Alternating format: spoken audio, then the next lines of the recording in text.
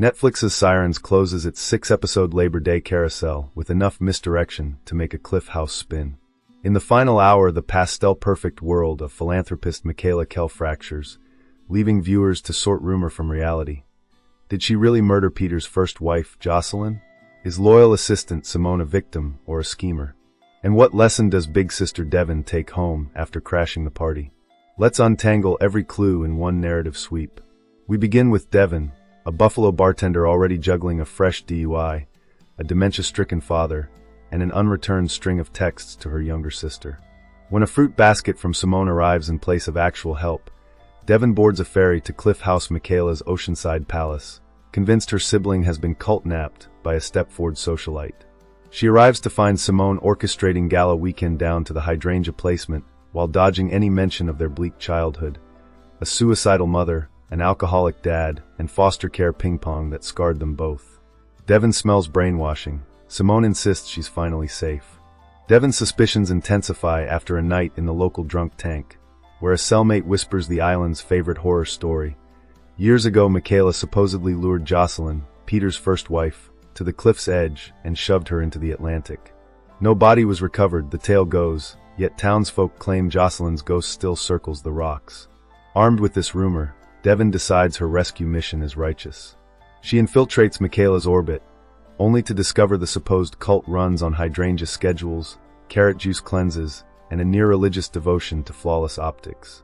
Still, something feels off, especially once Simone's secret summer fling, Ethan, proposes after a handful of dates, revealing he knows nothing about her Buffalo backstory. As gala night ignites, tensions detonate from every corner. Ethan's abrupt proposal collides with Michaela's realization that her husband Peter recently shared a clandestine kiss with Simone. Michaela fires her assistant to contain the threat, triggering Simone's deepest fear, returning to poverty, caring for the father who once forgot to feed her, and relinquishing her carefully curated persona. Cornered, Simone weaponizes the one thing that can topple Michaela's empire, a security camera photo of that forbidden kiss. She tells Peter where to find the image. This single move accomplishes 2 feats. It gives Peter legal ammunition to file divorce under breach of trust, and it positions Simone as the shiny new contender for wife 3, complete with Cliff House privileges. But before Peter can wield the photo, Devon storms the gala and publicly accuses Michaela of murder. Michaela, ever the poised attorney she once was, demolishes the accusation with receipts. Jocelyn, she reveals, is alive, living as a recluse on a private island after a catastrophic facelift left half her face necrotic and one eye blind. Michaela funds Jocelyn's medical bills out of empathy, not guilt. The murder rumor survived because the second wife of a tech tycoon makes an easy villain. Devon's theory evaporates, as does her right to call Simone brainwashed.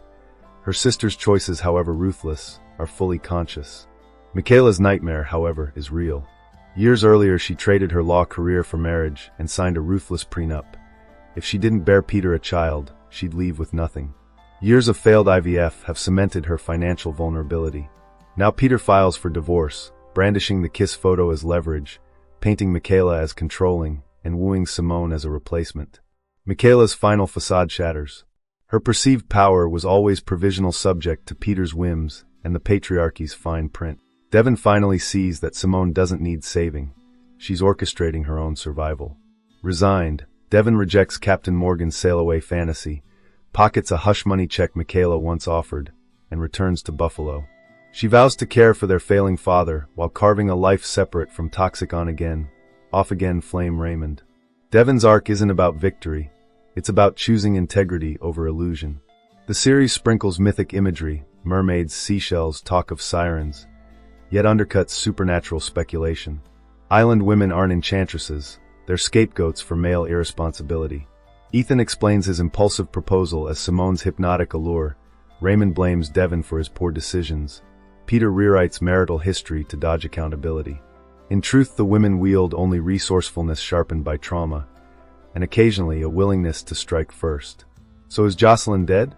No, she's disfigured, hidden, and very much alive. Did Michaela kill her?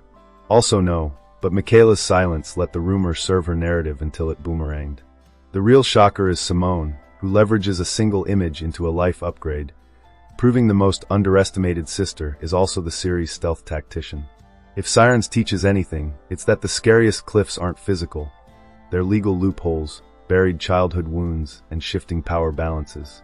Whether you're Team Michaela, Team Simone, or still rooting for Devon's moral compass, one thing's clear. On this island, perception is the sharpest weapon of all.